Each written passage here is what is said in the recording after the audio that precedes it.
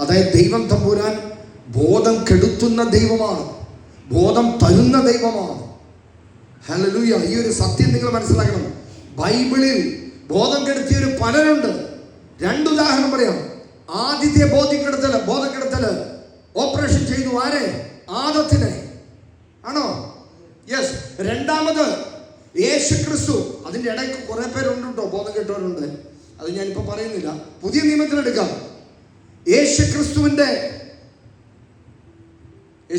അടക്കിയ സ്ഥലം അറിയാലോ, 2 അല്ലേ? യെസ്. അപ്പോൾ അവിടെ പടയാളികളെ വെച്ചിരുന്നു.